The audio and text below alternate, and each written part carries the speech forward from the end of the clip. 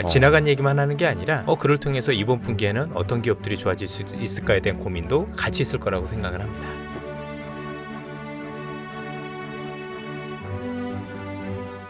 반도체 전문 작가님, 정인성 작가님, 어서 오십시오. 예, 안녕하세요. 오랜만에 오셨습니다. 예, 반갑습니다. 오늘 아침까지 또 저희를 위해서 PPT 자료를 또 업데이트해 주시고. 예, 뭐 근데 이게 업데이트한 거라고 이런 생각하면 어떡하죠? 봤는데 부실해서. 별 말씀을.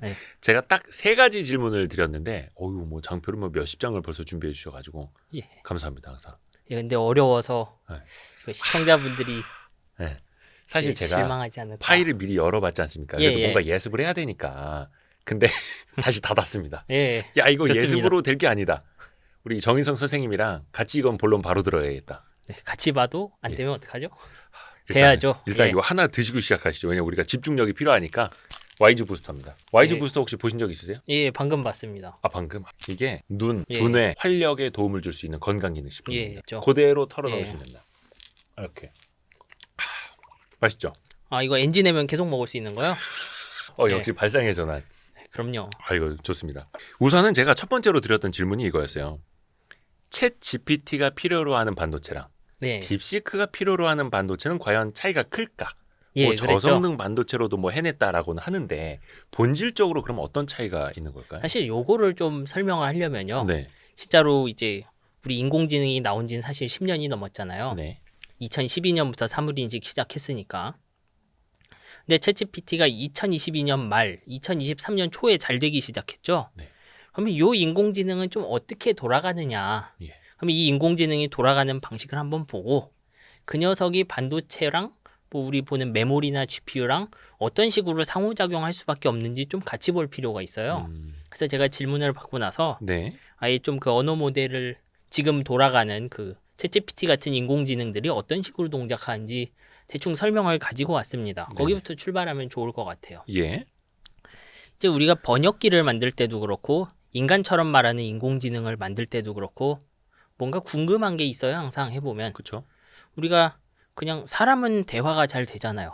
처음 보는 사람과도 대화하고 익숙한 사람과는 좀 더 자유롭게 대화를 하죠. 근데 이거를 프로그램으로 구현하려고 하니까 되게 좀 헷갈립니다. 사람들이. 그래서 한 가지 생각해 본 게 단어의 뜻을 한번 여러 가지 숫자로 표현해 보자는 거예요. 단어의 뜻을 숫자로요? 예를 들면 문장 안에 단어가 1000개 있으면 1000개의 단어를 여러 개 숫자로 표현하는 거예요.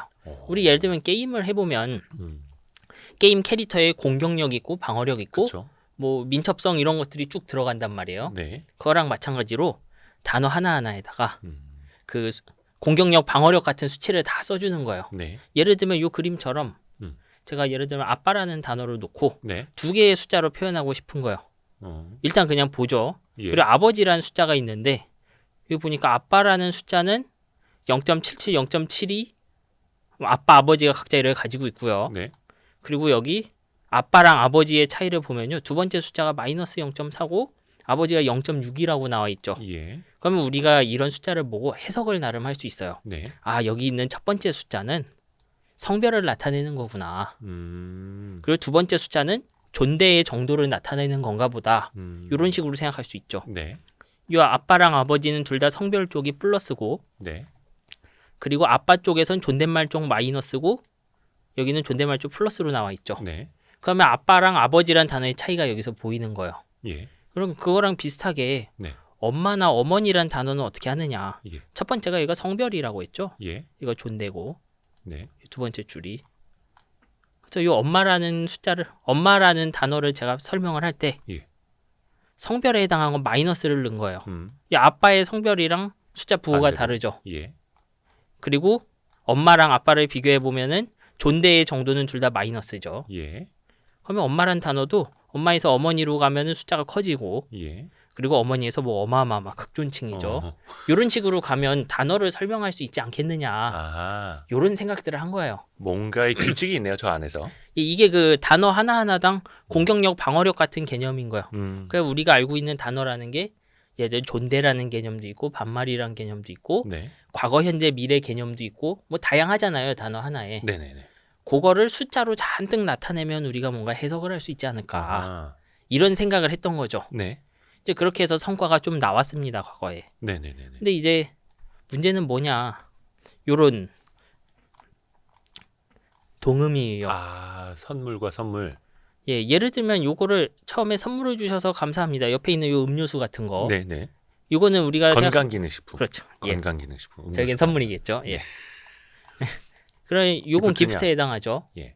그 밑에 있는 거는 피처스에 해당해요. 영어로 그쵸. 쓰면. 미래, 선물. 예. 뭐 그렇게 얘기를 할 수 있는데 그러면 요런 동음이어를 동일한 숫자 집합으로 만들 수 있느냐? 네. 이런 생각을 하게 됩니다. 우리 요 선물 두 개가 다르다는 걸 어떻게 알았나요, 실제로? 문맥으로 알았어요. 네. 예. 전체 문장을 봤기 때문에 아는 거예요. 그렇죠. 그래서 이제 사람들이 생각을 하게 돼요. 우리 이 단어 하나에 숫자만 빼곡히 넣어서는 안 되겠구나. 네. 이 생각을 하게 됩니다. 그래서 우리에겐 두 가지 그 고민할 것이 생긴 거예요. 하나는 네. 우리가 단어의 진정한 의미를 표현하려면 단어 하나에 숫자가 몇 개나 필요할까?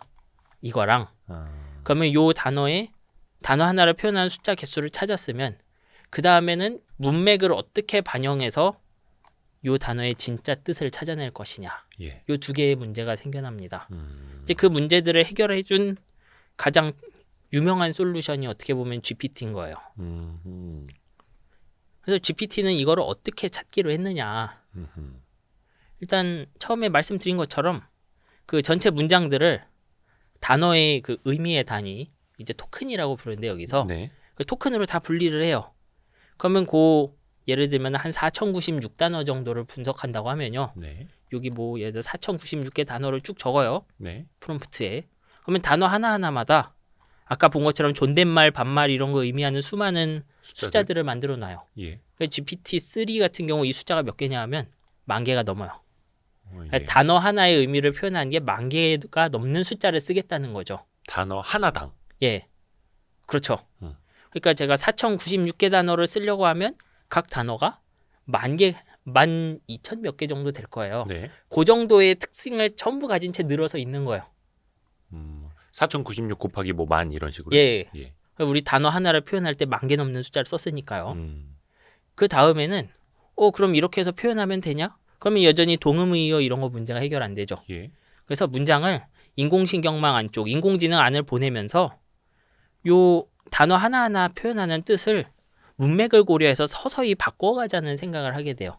문맥을 고려해서 서서히 바꿔가자. 그러니까 제가 처음에 문장을 보면 예. 4,000 몇 개 단어가 들어가 있잖아요. 네.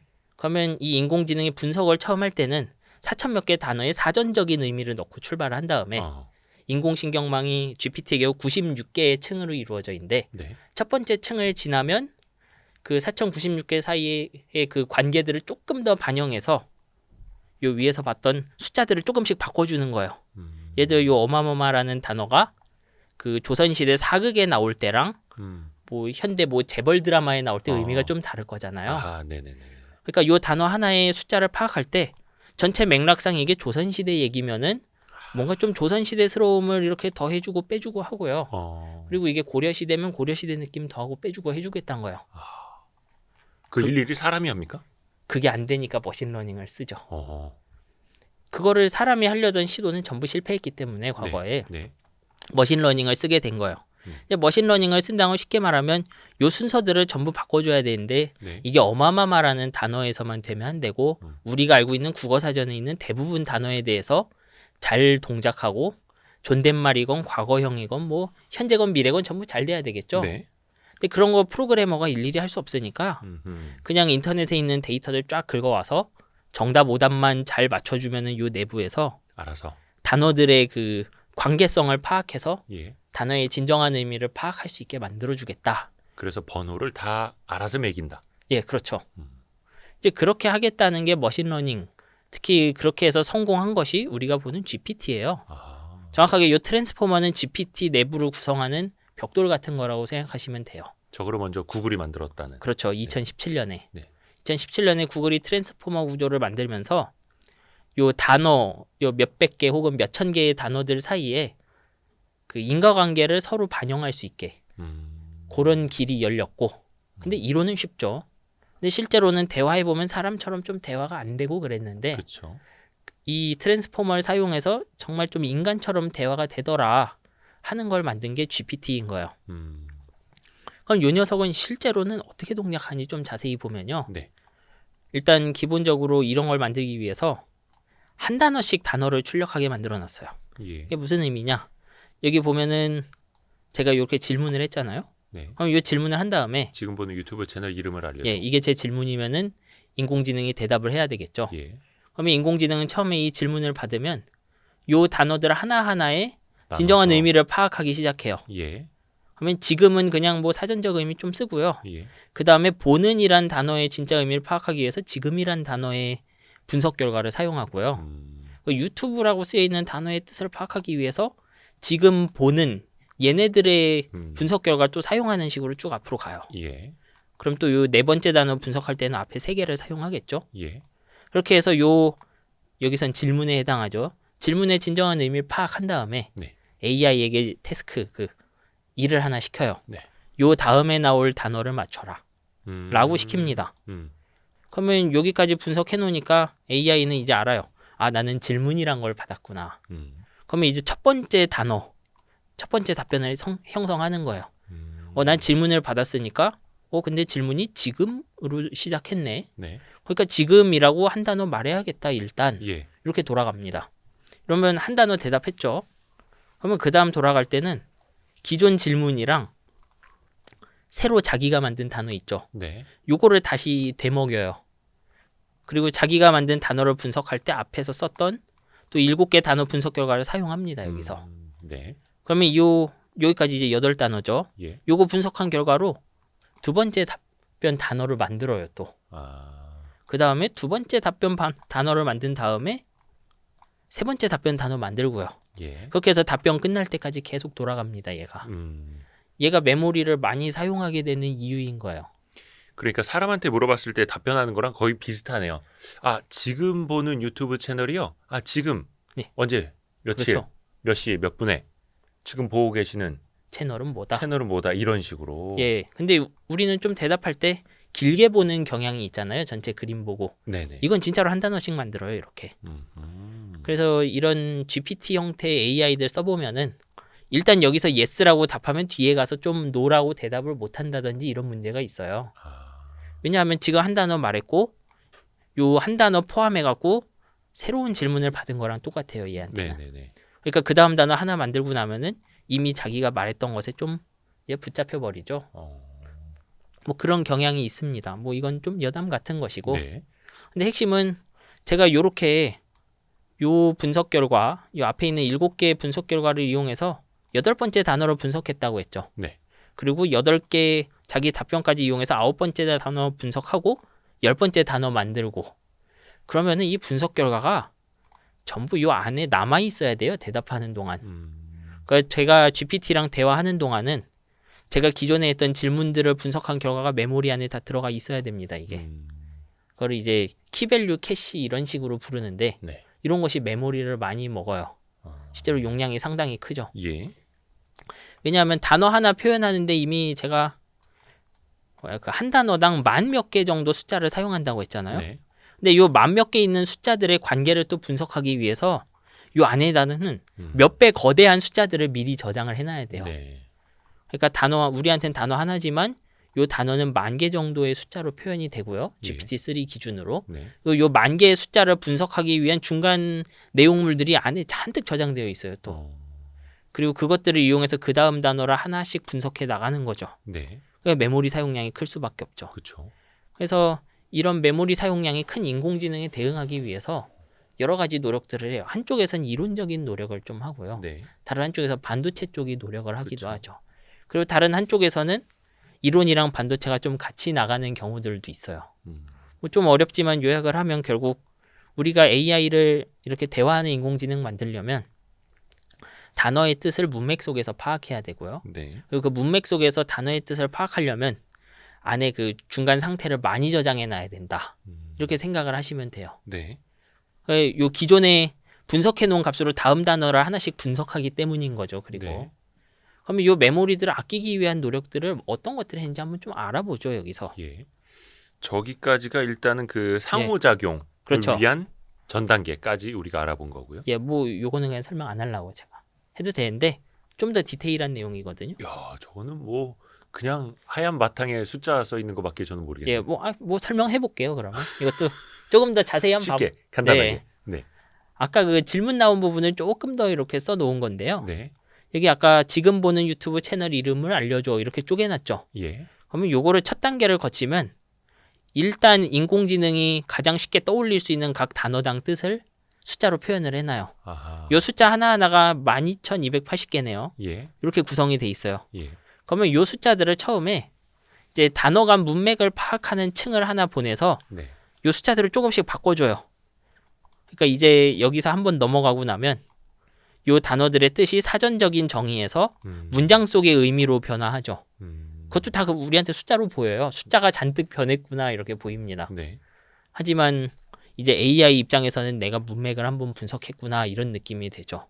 저게 지금 AI 머릿속이에요? 예. 그러니까 AI가 처음에는 지금이란 단어가 요런 뜻이라고 생각했는데 네. 요런 뜻이라고 생각했죠.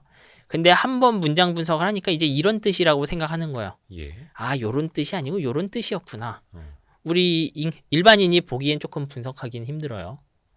예. 뭐 이거 분석하는 기술도 많이들 개발해요. 그래서 오. 여기서 세 번째 숫자가 무슨 의미냐? 막 이런 것들 분석하고 싶어 하는 사람 많습니다. 당연히. 그러면 이렇게 해서 단어 하나의 뜻을 찾으면 그 다음에 또 인공신경만 하나를 거치는데요. 안에서. 예. 그 안에 뭐가 들었냐 하면 좀 지식과 상식 같은 게 들어가 있는 그런 신경망을 한번 또 태워요. 그렇게 해서 단어 하나의 의미를 조금 조정을 해줍니다. 아하. 그리고 이 과정을 96번 반복하는 게 GPT-3예요. 이렇게 하면 결국 또 단어 요 12,280개의 숫자가 단어당 붙어 있고 예. 그 단어가 조금씩 숫자가 변해 있죠. 네. 그럼 변한 거를 또 그 다음 층으로 넘기고 하는 거예요. 그래서 우리가 딥 뉴럴 네트워크, 심층 신경망이라고 부르는 거예요. 예. 신경망의 층이 96개나 있잖아요. 네네네. 그러니까 GPT-3를 놓고 보면 단어 하나 나아가서 단어들이 포함된 문장을 분석할 때 96개 층을 지나가니까요. 이런 복잡한 작업을 96개 하는 거예요. 각 층이 하는 일은 조금씩 달라요. AI가 대단한 친구네요. 그리고 이걸 들어보면 일단 왜 GPU 쓰는지 조금 짐작이 돼요. 이게 뭔지 복잡한 거를 한꺼번에. 사실 복잡하진 않죠. 횟수가 많을 뿐이지. 단순한 거를 많이. 예, 요 안에 들어가 보면 결국 곱셈이에요, 이거. 이게 뭐 웨이트들 그냥 벡터에 곱한다 이렇게 표현하는데. 그러니까 어렵고 난해하고 복잡한 게 아니라 예, 단순하고 많은 것들. 그러니까 좀 복잡한 수능 4점짜리 문제 푸는 느낌이 아니고 예. 수능 2점짜리 문제를 한 1억 개 정도 풀어라. 예. 이런 식으로 내는 거에 가까워요. 그러니까 저걸 해내려면 GPU가 예. 필요한 거고. 그리고 인공지능 학습 과정은 제가 요 단계 하나 넘어갈 때 예. 제대로 된 숫자 뽑아내게 하는 과정이에요. 그러니까 요 앞에 있는 첫 단어에서 무언가를 곱했으니까 요렇게 단어가 변한 거잖아요. 한층 거쳐갔을 때. 네. 근데 제가 엉뚱한 숫자대로 곱하면 단어의 뜻을 잘 해석을 못하죠. 망가지겠죠. 예. 그래서 그거 하게 만드는 것이 머신러닝이에요, 사실. 딥러닝이죠, 그게. 근데 저거는 이제 GPT-3 기준으로 설명해 그렇죠. 주신 거고, 4, 뭐 지금 4, 5나 이런 것들도 4.5, 예. 큰 그림은 비슷해요. 큰 그림 비슷한데 이게 좀 어떻게 보면은 일단 이론상 할 수 있는 걸 다 해본다는 느낌이에요. 이게 무슨 말이냐면 지금 예를 들면 여기 7번째 단어를 분석할 때 네. 앞에 있는 6개의 단어들을 분석한 결과를 사용한다고 했잖아요. 네. 근데 예를 들면 이 단어 개수가 4,000번째라고 해보죠. 네. 4,000번째 단어를 분석하는데 첫 번째 단어부터 3,999번째 단어의 의미를 하나씩 전부 다 반영을 한다. 네. 인간이 그렇게 문장을 해석할까요? 아니죠. 예전 제가 셰익스피어 뭐 이런 거 읽을 때 읽지 않습니다. 당연히. 셰익스피어의 그 20페이지 몇 번째 단어를 읽을 때 앞에 있는 모든 단어의 의미를 고민하느냐. 그건 아니잖아요. 그렇죠. 복선 같은 걸 좀 고려할 수는 있겠지만 그건 이제 문맥과 스토리로 기억을 하는 거니까. 그렇죠. 좀 이렇게 인간 머릿속에 이게 압축되어 있기도 하고 예. 단어를 하나씩 음미하고 기억하진 않아도 좀 문장 단위로 기억해 놓기도 하고 그렇죠. 네네네. 일단 이게 성공했으니까 이거랑 비슷한 방법들을 사용해 보기 시작합니다. 사람들이. 네네네. 그래서 예를 들면 여기서 이 분석을 할 때 여기서 그러면 단어 하나하나를 이렇게 반영하는 게 아니고 예. 단어를 한 20몇 개씩 묶어서 20몇 단어당 한 번씩만 이렇게 의미를 종합해보자. 네. 이런 접근들도 있어요. 이제 이런 접근들이 조금 성공을 하니까 기존의 GPT가 그 인간이랑 질문 답변 합쳐서 한 4,000 토큰? 한 한글로 따지면 3,000단어 정도밖에 대화를 못 했거든요. 네. 근데 제밀이나 클로드 같은 걸로 넘어가면요. 그게 10,000단어, 100,000 단어로 쫙 늘어나요. 질문 답변 가능한 게. 왜냐하면 기존에는 단어 하나하나를 전부 다 다른 단어와의 관계를 분석했는데 네. 이제 단어로 막 몇십 개, 몇백 개씩 묶어갖고 한 번에 처리하거든요. 아, 한 동네 사는 애들. 그렇죠. 이 말 나오면 저 말도 같이 이어지는 친구들. 그렇죠. 예를 들면 여기 있는 단어가 100개라고 하면 10단어를 하나로 묶어서 예. 요 10단어 하나 묶은 의미를 뒤에 있는 10단어 묶음을 내가 분석하는 데 사용하고 이렇게 단어들 묶음을 다음 단어 묶음을 번역할 때 해석하고 뭐 예를 들어서 엄마 아빠 나오면 아들 딸 나오더라. 이런 식으로. 그냥 기계적으로 잘라요. 10단어 10단어 이런 식으로. 연계를 짓는 게 아니고요. 예, 연계는 요 층을 지나가면서 사후적으로 아는 거예요, 제가. 처음에 단어가 들어왔을 땐 그 단어가 연계를 몰라요. 그러니까 그 연계들을 분석하기 위해서 일단 단어들이 인공지능에 집어넣는 건데 네. 그 집어넣는 단위를 단어 하나하나 다 분석하라고 할 거냐. 네. 이게 정확한 의미의 단위인지는 모르겠지만 단어를 10개 한 번에 할 것이냐. 요런 차이들인 거예요. 하여튼 뭐 이런 솔루션들을 많이 개발을 해왔습니다. 근데 이런 솔루션들 개발 과정을 보면 네. 이제 짐작이 되죠. 이미 앞에서 설명드렸지만 정말로 단어 하나하나를 10,000개 넘는 숫자로 표시하는 게 맞냐. 내가 게임하면 게임 캐릭터 능력치는 공격력, 방어력, 체력, 뭐 만화 이런 거 10 몇 개밖에 없는데 네. 예를 들면 내가 한 10단어 정도 되는 문장 안녕하세요, 반갑습니다, 뭐 정인성입니다 이런 걸 분석하는데 그 한 10단어 되는 문장이 각 단어가 10,000개의 뜻을 갖고 있는 게 맞냐. 좀 이런 의문도 들죠. 좀 과도할지도 몰라요, 실제로. 네. 그런 의문도 들고 그럼 이렇게 거대한 녀석을 들고 우리가 분석을 해야 되는데 그러면 10,000개가 넘는 어떤 숫자를 가진 개별 의미의 단위들을 전부 하나씩 연결하고. 예, 요 단어 하나하나를 음미하면서 내가 다음 단어의 의미를 분석하는 게 맞느냐. 비효율적이겠네요. 예, 그런 고민이 드는 거예요.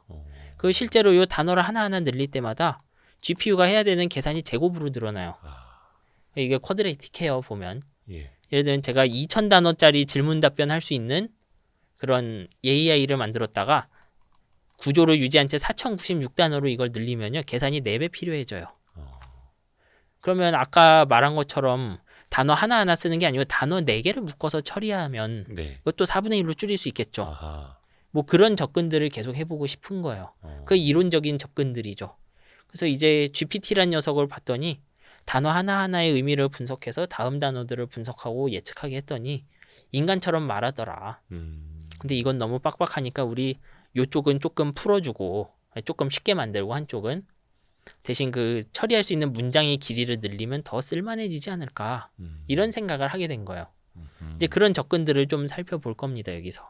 이런 노력들을 실행하기 위해서는 이론적 돌파도 중요하고요, AI 쪽에. 네.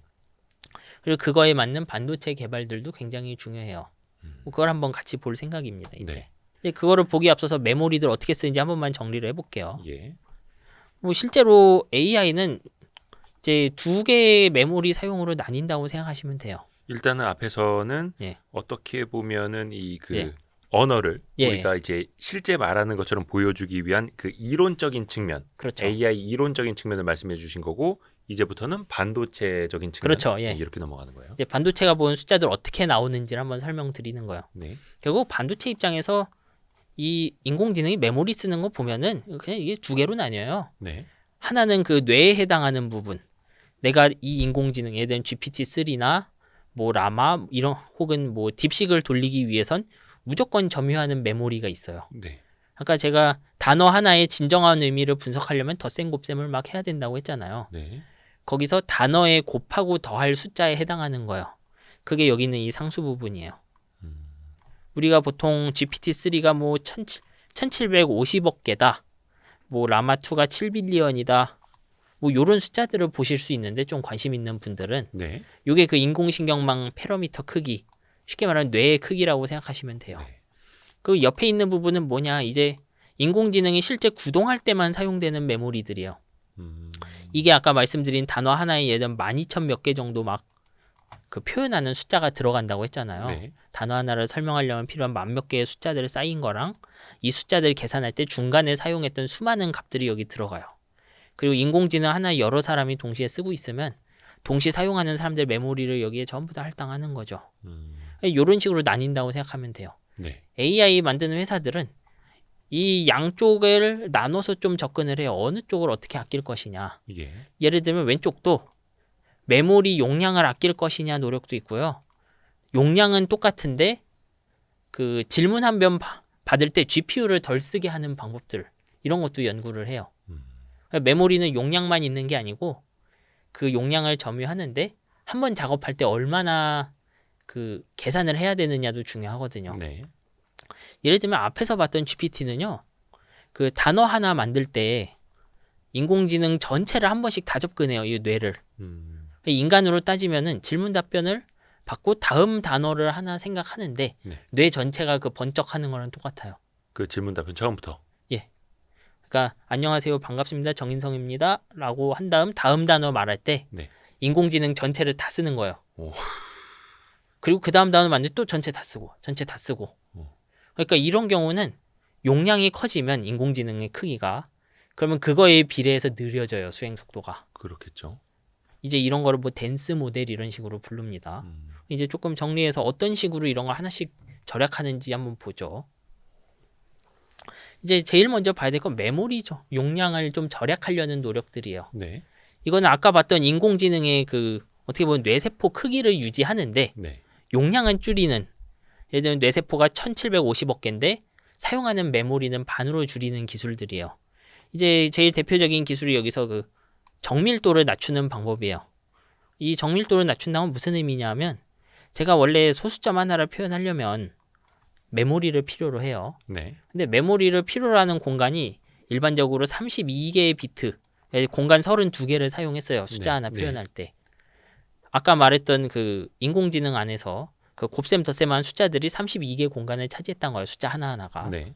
근데 인공지능을 연구 쭉 해보니까 와, 우리 이 숫자의 정확도를 좀 떨어뜨리고 16개 정도의 숫자로 소수점 하나를 표현해도 생각보다 잘 돌아가더라. 요런 발견들이 계속 이어지게 돼요. 말만 맞으면 된다. 예. 그러니까 어떻게 보면은 굉장히 정확한 숫자들이 인공지능 안에서 돌아다닐 필요가 없고 적당히 정확한 숫자들. 그러니까 뭐 오차가 뭐 몇 % 정도 나는 숫자여도 그냥 넘어가면 인공지능은 잘 하더라. 이런 느낌인 거예요. 어떻게 보면 우리도 그 신경 세포로 돼 있잖아요. 네. 근데 우리가 앞을 볼 때 그냥 맨눈으로 볼 수도 있지만 선글라스를 끼고 봐도 사물 자체는 구분하죠. 그렇죠. 우리 입장에서 선글라스라는 노이즈가 생겼음에도 사물을 구분하는 거잖아요. 네. 그러니까 내부의 정확도를 좀 떨어뜨려도 된다고 생각하는 거예요. 아하. 이런 게 그 프리시전을 낮추는 접근들이에요. 그래서 학습할 때도 그 인공지능 학습 과정에서 처음에는 정말 정확한 숫자들을 쓰다가 조금씩 정확도가 낮아지는 숫자들을 쓰기 시작해요. 그렇게 해서 이제 요런 느낌으로 보시면 돼요. 처음에는 학습할 때 이렇게 8개의 숫자 1.2345678 이렇게 표현하던 숫자를 네. 이제 4개로만 표현했죠. 숫자. 네. 이러면 차지하는 공간이 줄어드는 거예요. 메모리 그렇죠. 입장에서. 예. 예를 들면 제가 1.2345678이 요만큼의 메모리 공간 차지했으면요. 야, 우리 뒤에 자리 자르자라고 하면 메모리 요만큼 쓰고 이 절반이 확보됐잖아요. 네. 이런 방법들을 써보자 이런 생각들을 해온 거예요. 뭐 이 생각 자체는 되게 오래된 거예요. 예. 근데 이번 딥식에서 이제 제가 읽어보기로는 학습에서도 좀 이런 거를 많이 적극적으로 써봤다라는 걸 알 수 있어요. 원래 추론할 때는 이런 낮은 정확도의 숫자가 잘 되는데 네. 학습할 때는 정확도가 너무 낮으면 잘 안 돼요. 그래서 보통 그 인공지능 학습시키는 사람들이 학습할 땐 정확도가 높은 숫자들 여기 16비트에서 32비트 이렇게 사용하다가 네. 뭐 이렇게 학습을 시키고 그렇게 완성된 인공지능을 이제 상업용 추론용으로 쓸 때는 정확도 낮은 숫자로 낮춰서 사용했어요. 학습할 때는 높은 정확도, 정확도를 높게 쓰면은 메모리를 많이 쓴다고 했잖아요. 네. 그럼 그만큼 계산 속도도 좀 느려져요. 느려지니까. 근데 이제 학습에서 낮은 정확도 숫자를 사용할 수 있으면 그러면 기존보다 더 빨라질 수 있죠. 메모리 사용량도 줄어드니까. 네. 이 딥식의 그 논문을 좀 읽어보면 자기들은 기존 사람들은 요 16개 쓰는 숫자들이랑 32개 쓰는 숫자를 썼는데 우리는 8자리도 좀 써봤다 학습에서. 좀 이거 그럭저럭 되는 것 같다. 그래서 우리 프레임워크를 이렇게 제안을 한다. 이런 식으로 적어놨습니다. 논문에다가. 저게 이제 딥식 논문 중에. 예. 이거에 이론상으로는 가능한 거 다들 알고 있었어요. 왜냐하면 이미 추론할 때 요 8비트 정확도로 추론이 되니까 학습할 때도 이론상으로는 가능하겠죠. 왜냐하면 학습하는 방법이랑 추론하는 방법 결국 학습 과정 안에 추론이 한번 포함되거든요. 근데 현실적으로 그게 잘 안 되더라라는 건데 우리는 됐어요라고 얘기하는 거죠, 여기서. 아마 이거 시간 지나면 되긴 했을 거예요. 왜냐하면 이론이 가로막고 있는 건 아니고 현실적으로 어떻게 조합하느냐의 문제였으니까요. 그래서 그림으로 좀 따져보면 AI를 이렇게 정확한 숫자로 표현하다가 이렇게 좀 뿌옇게 연결이 약간 비정확해졌잖아요. 저걸 이제 뿌옇게라고 표현하는 게 맞는 거예요? 뭐 뿌옇다고 하자면 실제로는 정확도가 떨어진 거죠. 연결의 정확도가 약간 이렇게 많이 흐려진 걸로 보이는데 치밀하고 엄밀하지는 않지만 대강은 맞게 연결 자체는 전부 유지되는데 이 연결의 개별 세기가 덜 정확한 거예요, 기존보다. 연결은 다 되어 있는데 약간 흐릿하게 연결되어 그렇죠. 있는. 기존엔 제가 이거를 1.2면은 딱 이렇게 표현해 줬어야 되는데 이게 뭐 1.08 뭐 이런 식으로 보이는 거죠, 이제. 잠깐 이게 1.234였으면 우리 이거 1.2만 쓰자. 뭐 이런 식으로 적어 놓은 거예요. 그리고 여기서 요 화살표 하나를 숫자 4개로 표현하다 숫자 2개로 표현했죠, 여기. 그럼 메모리 공간 아껴지죠. 이런 접근들을 한번 취해 보고 있습니다. 어찌됐든 말은 통하지. 저렇게도 말은 통하지 않느냐 이런 논리네요. 그러니까 그냥 좀 어떻게 보면 야, 우리 처음에는 추론도 이 정확도 높은 숫자로 했는데 잘 되죠. 그래서 한번 16비트 절반으로 낮춰봤는데 됐거든요. 그럼 우리 8도 낮춰볼까? 뭐 이렇게 쭉 간 거예요.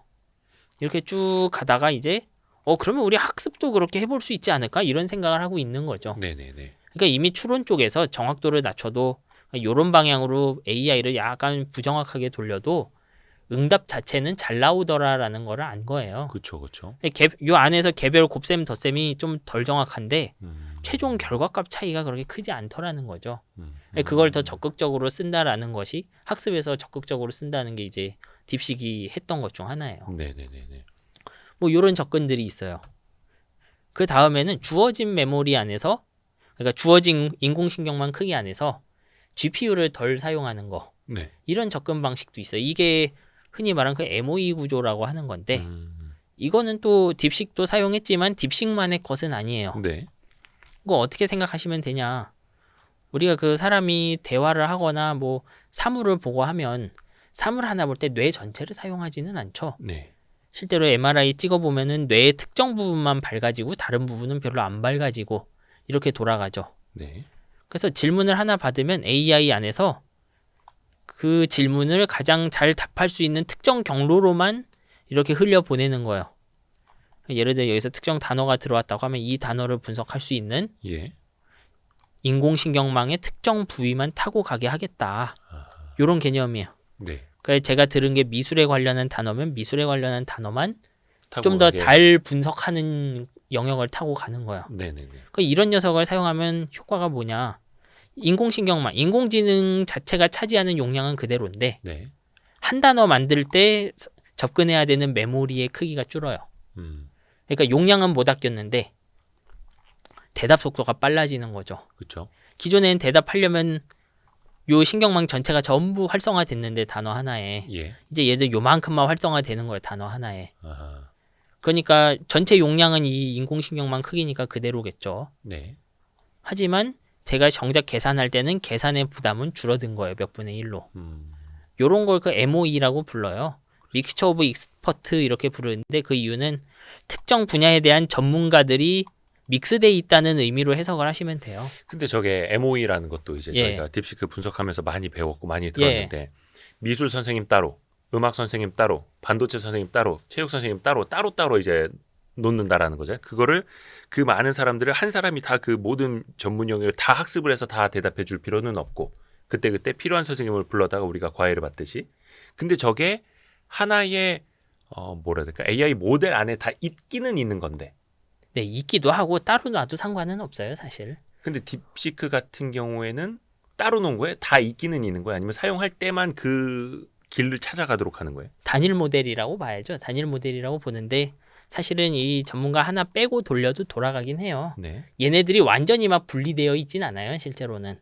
이 전문가끼리는 막 말이 통하고요. 실제로는 이렇게 막 만들기에 따라서 전문가 1이 중간 분석하다가 전문가 나오기도 3한테 하고. 보내주고 그렇게 할 수도 있어요. 아, 그러면 이제 학원으로 따지면 거기 미술 네. 선생님, 체육 선생님, 음악 선생님, 반도체 선생님 다 있는 거네요. 네. 근데 실제 구성을 보면 막 히브리어 하는 수학 선생님이랑 영어 하는 과학 선생님이랑 뭐 이런 식으로 좀 우리가 이해할 수 없는 형태로 흩어져 있어요. 보면. 근데 이제 결과적으로는 어떤 루트를 찾아서 가장 네. 효과적인 메모리만 활용을 하면서 네. 그러니까 결국 이 저같이 반도체 하는 사람 관점에선 예. 아 기존에는 메모리 용량 100이면은 단어 하나 만드는데 100의 계산을 했다면 예. 아 MOE 4짜리를 쓰면 용량 100짜리 AI가 단어 하나 계산하는데 25밖에 안 드는구나. 그러니까 이렇게 보일 뿐인 거예요, 저한테. 네네네. 그러니까 기존에는 AI의 용량 크기 자체가 계산의 어려움과 비례를 했는데 이젠 AI의 용량이랑 계산의 어려움이 조금 분리된 거죠, 여기서. 딥시크가 얘기하는 것 중에 대답 속도가 빨라요라는 개념은 이쪽에서 오는 게 많아요. 근데 이거는 지금 아마 거의 대부분 회사가 쓰고 있을 거예요. 네. 왜냐하면 저런 방식의 MOE 방식. 예, 이 MOE 구조는 챗GPT 성공하기 전에도 이미 마이크로소프트 이런 데서 열심히 연구하고 있었어요. 네네네. 왜냐하면 AI를 계속 키우다 보니까 이거 대답이 너무 느리다라는 고민은 있었거든요. 네. 그러면 우리가 메모리 용량은 못 아껴도 메모리 접근 횟수를 줄여서 처리 속도는 빠르게 할 수 있지 않냐. 그러면 이제 서비스 비용은 낮아질 테니까 당연히 그런 연구는 해왔던 거죠. 지금 챗 GPT도 대답 속도가 굉장히 빨라졌잖아요. 예. 근데 거기는 MOE 구조는 아니고 뭐 본인들이 밝히지는 않잖아요. 하드웨어를 때려 부어서. 근데 제가 알기로 속도를 기존의 부여할까요? 챗GPT는 MOE 구조가 아닐 거고 최근에 공개되는 조그만 모델이나 좀 새로운 빠른 모델들은 MOE 쓰고 있지 않을까 생각해요. 왜냐하면 경쟁하고 있는 클로드나 뭐 제미니 같은 게 MOE를 쓰고 있다고 하니까 챗GPT도 당연히 새 기술을 가지고 왔겠죠. 그거는 이제 회사에서 공개한 건 아니고 추정하기론. 네, 근데 남들 다 하니까. 근데 저렇게 해서 어떻게 보면 반도체를 더 효율적으로 쓰려고 했고 그게 통했고. 네. 그게 왜냐하면 현재까지이고. 기존에 봤던 그 단어 하나 만들 때 AI 전체 다 계산해야 되는 그런 모델은 눈물나게 비싸다고 했죠. 그 그쵸. 알토만도. 음. 그러니까 이런 그 계산을 좀 절약한다는 관점에서도 해봐야 되는 것이죠. 그래서 제가 아까 단어 분리해놨어요. 접근 절약 노력이라고. 메모리 접근 절약 노력. 예, 메모리를 그냥 절약하는 게 아니라. 접근만. 용량은 그대로 쓰고요. 예. 그러니까 이런 경우는 어떻게 보면 HBM 같은 메모리가 빠르고 용량이 크잖아요. 네. 근데 느리고 용량 큰 메모리도 조금 인공지능에 써볼만 해지겠죠. 이런 게 잘 될수록. 왜냐하면 HBM은 사실 기존 인공지능에서 두 가지 문제를 해결해 줬어요. 일단 단어 하나를 대답하는데 너무 시간이 오래 걸리니까 네. 메모리와 GPU가 빠르게 통신을 하게 해줘야 됐고요. 예. 두 번째는 인공지능 자체, 요거의 용량 자체가 너무 커서 네. 그거를 담아야 되는 문제도 있었기 때문에 HBM 쓴 거예요. 그러니까 용량과 대역폭 문제 다 있었죠. 네. 근데 제가 예를 들면 계속해서 이런 MOE 모델을 개발하고 굉장히 작은 MOE 모델이 나오면 메모리가 용량만 크면 돼요. 속도가 좀 느려도 되잖아요. 예를 들면 제가 100의 용량을 가진 인공지능으로 단어 하나 만들 때 100의 계산을 해야 된다. 네. 그러면 HBM이 필요해요. 예. 근데 100의 용량을 가진 똑같이 100의 용량을 가진 MOE 모델로 단어를 하나 말하겠더니 계산을 25만 하면 돼요. 그러면 HBM의 4분의 1 정도 되는 녀석으로도 구동이 될 수도 있죠. 지난번에 말씀해 주신 것처럼 짐 켈러가 HBM 없이도 LPDDR 같은 걸로도 한번 좀 이제 AI 반도체를 돌려보겠다라고 하는 것처럼. 그거랑 좀 비슷한 개념이죠. 물론 이제 짐 켈러의 접근은 AI 자체를 뜯어 고친다기보단 메모리랑 GPU, 자신들한테는 이제 TPU를 프로그래머가 아주 잘 쓰면 대역폭을 최고 효율로 쓸 수 있다 이런 느낌에 가깝고요. 이거는 그냥 소프트웨어를 MOE 구조로 만들면 메모리를 당연히 덜 쓴다 이런 개념에 가까운 거죠. 아하.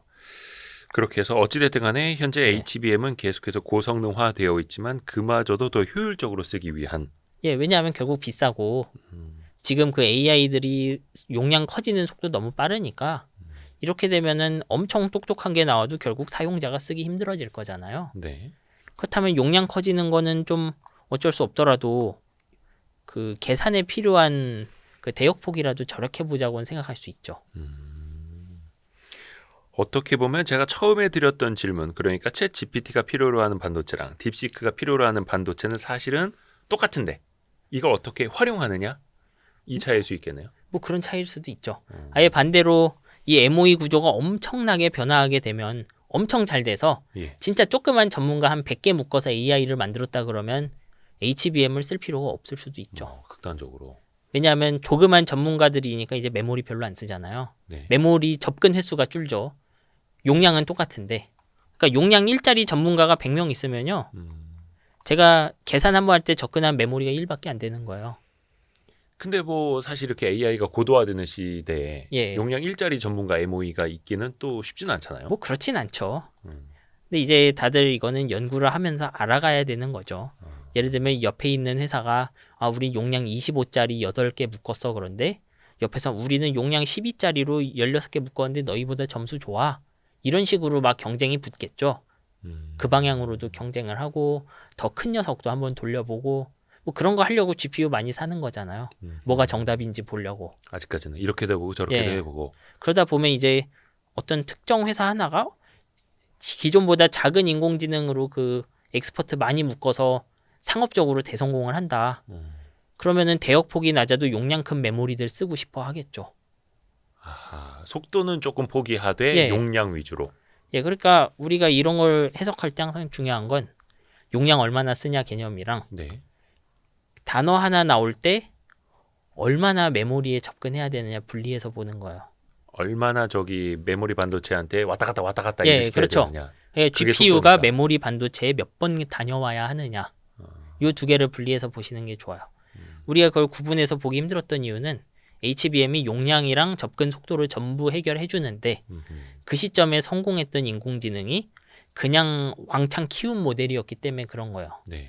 걔가 한번 가능성을 보여주고 나니까 이제 이게 된다는 걸 알고 여기저기서 최적화 노력을 하는 거죠. 그 최적화 노력 중 하나는 인공지능 용량 대비 GPU 사용량을 줄여보려는 노력이고요. 그리고 GPU 사용량이 줄어들게 되면 메모리 속도가 낮아져도 되는 거죠. 그 중 하나가 이런 MOE라고 생각하시면 돼요. 그렇게 해서 어떻게 보면 최적의 길을 이제 찾아가는 거고 이거는 현재도 또 이제 진행 예, 아마 지금 우리 여기저기 붙어있는 언어 모델들 쓰는 건 대부분 MOE 형태일 거라고 생각해요. 저는 서버에 있는 거 그 비용상 이제 좀 이해가 갔습니다. 예, 정말로 신기합니다. 약간 저거는 이제 AI 입장에서 봤을 때네, 그렇죠? 그렇죠. 우리도 그 아까 뭐였죠? 그 MOE가 믹스처 오브 엑스퍼트. 믹스처 오브 엑스퍼트. 저 MOE 이야기는 정말 많이 들었었는데 네. 저거를 이제 반도체 안에서 어떻게 왔다 갔다 하는지는 이제 이거를 이론으로 너무 제 관심사에 따라서 얼마나 이해할 거냐가 중요한데 결국 반도체 관점에서 봤을 때 MOE라는 이론적 돌파가 보여주는 거는 인공지능의 용량이랑 처리에 필요한 연산 능력이 분리된다는 거에 가까워요. 예를 들면 예전에 있었던 GPT-2랑 GPT-3는 한 뭐 10몇 배 차이, 10배가 아니라 한 100배 가까이 차이 나거든요. 예. 그러면 얘네 둘은 덩치가 100배 차이 나면 처리 속도가 100배 차이 났어요, 그냥. 네네네. 근데 MOE 구조는 덩치가 100배 커져도 처리 속도가 100배 느려지지는 않아요. 아하. 더 효율적으로 가니까. 예, 뭐 물론 더 효율적으로 되지 않겠냐 이런 거에 가깝죠. 이렇게 마무리해도 될까요? 또 있습니까 혹시? 네. 이 부분은? 이 부분 여기는 넘어가도 돼요 이제. 이 다음 장 한번 봐볼게요. 네. 그러면 이런 노력만 있느냐? 메모리의 용량이랑 접근을 전부 절약하려는 노력도 있어요 이론적으로. 둘 다. 이것도 이제 딥시크뿐만 아니라 많은 그 언어 모델하는 구글이나 애니소트로픽 그 클로드 만든 회사도 했던 노력인데 예. 아까 봤던 것 중에 인공신경망, 인공지능 안에 중간 상태값을 저장한다고 했잖아요. 중간 상태를 얼마나 조금 저장할 거냐. 네. 그러니까 이런 문제를 기존에는 단어가 몇천 개 있으면 몇천 개 단어의 중간 결과값을 전부 다 저장을 해야 됐어요. 네. 왜냐하면 말씀드렸듯이 셰익스피어 뭐 20페이지의 몇 번째 단어를 제가 이해하기 위해서 앞에 있는 모든 단어의 의미, 단어당 10,000개가 넘는 숫자를 전부 음미해서 딱 넣겠다고 했던 거거든요. 네. 근데 그렇게 안 하고 예를 들면 제민이나 클로드 같은 모델은 말씀드렸듯이 단어 몇십 개를 묶어서 한 의미의 단위를 쓰자 이런 것들을 합니다. 여기 나오는 GQA가 그런 거예요. 이 GQA라고 쓰여 있죠. 네. 이 어텐션이란 게 쉽게 말하면은 단어와 단어의 관계를 가지고 있는 그런 녀석이고요. 네. 인공지능 안에서. 네. 이게 멀티헤드는 그냥 디폴트예요. 이게 디폴트라고 생각하시면 되고 네. 그룹드 쿼리라고 하는데 그룹이라고 돼 있죠. 네. 그러면 제가 요 몇 천 개 있는 질문 단어를 이렇게 그룹을 해서 요거 하나당 의미를 하나씩 놓고 요만큼 묶어서 의미 놓고 그리고 요 의미 분석할 때 앞에 있는 의미 묶음을 쓰겠다 이런 거에 가까워요. 아까 설명해 주신 것처럼. 예. 그래서 이런 걸 좀 더 사용하면 효율적으로. 당연히 단어 하나에 만 몇 개 숫자 쓰던 게 네. 이제 단어 묶음당 만 몇 개로 줄어들겠죠. 예. 그 안이. 그럼 그럼 당연히 몇 분의 1로 메모리 사용량, 용량. 이제 용량 중에서 요 부분이 줄어들게 되겠죠. 예. 이 부분 사용이 줄어들게 돼요. 요 왼쪽은 뇌니까 여기는 변하지 않겠죠. 잘. 예. 사실 여기도 변하긴 하는데 그러니까 요쪽에 영향 주는 거라고 좀 편의상 말씀을 드릴게요. 그러면 이제 사용자 한 명 혹은 단어 하나당 사용하던 어떤 메모리를 단어 묶음당 사용하게 되니까 여기 사용량이 줄어드는 훨씬 거죠. 줄어들고. 그 여기 메모리 사용량 줄어드니까 당연히 계산량이 줄어서 단어를 대답하는 속도도 빨라지게 돼요. 지금은 아마 제일 많이 사용되는 방식일 거예요, 이게. 네. 이제 요걸로 하면 너무 비싸니까. 그래서 요게 제일 많이 쓰일 거고. 그러면 이제 요 MLA, 레이턴트라는 표현을 쓰는데 이게 딥식이 사용하는 방법이거든요. 네. 딥식은 아예 어떻게 하냐 하면 이런 식으로 얘기를 하는 거예요. 이 단어 몇 천 개 있는 중간 상태가 있잖아요. 예. 요 중간 상태에 단어 하나하나씩 표현하는 게 아니고 네. 요 단어 하나 표현하는 만 몇 개 숫자들을 묶어서 적당히 큰 숫자 집합으로 압축을 하겠다는 거예요. 네. 압축을 하고 계산할 때만 압축을 풀어서 쓰겠다는 거죠. 원래 우리 봤던 만 몇 개 숫자들을 표현하는 그 중간 값들을 압축을 풀겠다는 개념이에요. 근데 잘 될까요? 일단 본인들은 잘 된다고 하고 뭐 질문 답변도 그럭저럭 돼요. 네. 뭐 그런 방식들도 사용하려고 하는 거예요. 그리고 역시 이런 방식들이 잘 되기 시작하면 메모리 사용량 중에 그 인공신경망 부분 말고 사용자 때문에 쓰는 그 중간 결과값들 메모리 줄어드니까 네. HBM과 GPU 간 메모리 간 GPU 간 통신이 또 줄어드는 효과가 있겠죠. 뭐 이런 노력들도 많이 하고 있어요. 근데 이게 얼마나 잘 되고 얼마나 좀 똑똑하게 돌아갈 거냐 저는 좀 지켜보는 게 좋다고 생각해요. 왜냐하면 이게 이 정도로 그 몇천 개 단어에 있는 의미가 이렇게 꽉 압축이 되는 녀석이라면 네. 왜 그러면 기존에는 안 됐을까? 기존의 조그만 인공지능들로는 이런 문제가 좀 생길 수 있죠. 분명 GPT-3는 단어 하나하나의 의미를 표현할 때 10,000개가 넘는 숫자를 써야 되더라. 네. 이렇게 생각을 해서 만들어진 거잖아요. 네. 네. 근데 그 만 몇 개의 숫자를 4천 몇 개 묶은 게 이렇게 꾹 압축이 되는 거예요. 그러면 과도하게 숫자를 썼거나 혹은 중요한 의미들이 이 압축 과정에서 손실되는 걸지도 모르죠. 네. 뭐 그런 일이 있을 수도 있는 거예요. 그러니까 좀 돌려봐야 된다고 생각하는 거죠. 저 나중에 정말 정밀하고 엄밀한 답변을 뽑아내야 하는 그런 그렇죠. AI라면. 예를 들면은 이런 식으로 MLA라는 걸 썼더니 대부분의 경우 답을 잘하는데 진짜로 인공지능이 대체하고 싶은 영역, 네. 되게 그 인사이트가 필요한 영역에 인공지능 쓰려고 했더니 평범해지더라. 이러면 어떡하지? 이런 것도 좀 고민해 볼 필요가 있겠죠. 또 하나 들으면서 저는 이제 드는 생각이 메모리 용량도 그렇고 메모리에 왔다 갔다 하는 그 접근도 그렇고 이거를 다 절약하는 노력이 많아지고 이게 통하면 HBM에 대한 수요도 물론 이제 전체적인 AI 시장이 커질수록 수요는 많아지겠지만 그렇죠. HBM에 대한 그 수요가 기대 이상으로 더 커지지는 않을 수도 있겠다라는 생각도 들거든요. 한쪽에서 너무 또 효율화할수록 저는 이거는 근데 어떻게 보면 상용화를 하는 거랑 이게 좀 양산품이 될 것이냐 인공지능이 아니면 소수 회사의 럭셔리가 될 거냐의 문제라고 생각해요. 좀 다른 예지만 처음에 디램이란 게 생겼을 때 디램은 되게 럭셔리한 제품이었어요. 처음에는 예, 같은 무게의 금보다 비싼 가격에 팔려왔던 거죠. 근데 지금의 디램은 그런 거 아니죠. 망가지면 가져다 버리는 물건으로 변했죠. 예, 범용 반도체. 예, 그러면서 디램 시장은 또 커졌죠. 예를 들면 지금 우리가 만드는 이런 거대한 언어 모델은 세계 탑 레벨의 IT 기업이 아니면 학습을 못 시키죠. 예, 그렇죠. 근데 이런 MLA 같은 걸 사용함으로써 이제 스타트업 투자 한 단계 받은 정도 스타트업이 특정 고객에 맞는 언어 모델을 만들 수 있는 정도가 된다. 저는 약간 부정적이긴 한데 데이터 문제 때문에 뭐 행여나 그런 시대가 열리게 되면은 그러면 이제 조그만 고객들이 더 많이 HBM을 사는 형태로 갈 수도 있죠. 그러니까 뭐 중국에서도 딥시크 같은 언어 모델이 뭐 1000개가 넘게 있다 뭐 이런 것처럼. 예, 그런 게 가능할 수도 있죠.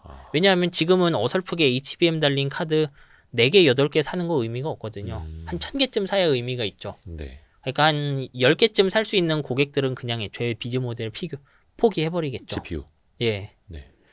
근데 이제 한 10개, 20개 정도로 쓸만한 언어 모델이 학습되는데 나는 이제 남들에게 없는 데이터를 가지고 있다 내가.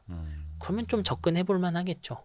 기존에 1000개로 되던 게 예전 20개로 되더라 정말로. 그러니까 H100 이런 것도 예. B100, B200 이런 것도 뭐 10,000장, 100,000장 구매하는 게 아니라 그렇죠. 한 10장, 20장만 있어도 우리 AI 모델을 돌리는 데는 충분하다 이런 얘기가 나올 수도 있는. 예, 그렇게 되면은 되려 작은 고객이 쫙 늘어나는 형태가 되겠죠. 그렇게 되면서 HBM이 언젠가는 D램 같은 양산품 범용 반도체가 될 수도. 뭐 그것보단 비싸겠죠, 물론. 그러니까 극단적으로 보면은 예. AI 예. 시장이 그리고 모델이 그렇게 다양하게 수많은 서비스가 생겨난다면. 그렇죠. 그래서 저는 이거를 지금 딱 이거의 임팩트를 평가하는 건 옳지 않다고 생각하는 쪽이에요. 왜냐하면 논문에서는 지표 다 높게 나오고 그 다음에 뭐 돌려보면은 실제로 빠른 건 사실이니까요. 근데 요게 등장하고 나서 아직까지는 그 결정적으로 언어 모델 비즈니스가 변한 거는 없죠. 뭐 사람들 쓰는 거 퍼플렉시티한테 막 그 레퍼런스 검색시키고 이런 거니까. 네네네. 뭐 지금도 챗GPT도 그냥 질문 정도는 대답해 주는 것이고. 네. 그래서 아직은 좀 평가하기 이르다고 생각하는 거예요. 오, 재밌습니다. 해서 챗 GPT가 어떻게 보면 활용하는 방식과 딥시크 같은 어떻게 보면은 반도체를 많이 잡아먹지 않는 그렇죠. 모델이 사용하는 그 활용하는 방식에 대해서 우선은 좀 먼저 들어봤고요. 잘 보면 계속 그 가지고 있는 정보의 양을 줄이는 방식이죠. 그렇죠. 효율화. 예전에는 어떻게 보면 좀 이제 브루트 포스라고 하는데 그냥 무식하게 모든 문장 속에 있는 모든 단어 몇 개 숫자 놓고 이거 96단계 전부 다 분석하자 라고 했던 걸 이제 단어를 묶어서도 한 번에 처리하고 그 다음엔 단어 의미들을 전부 압축했다가 손실 압축 해제해서 뭐 표현하기도 하고 이렇게 가는 거예요. 전부 다 이거 메모리랑 GPU를 절약하기 위해서 하는 거잖아요. 네네네.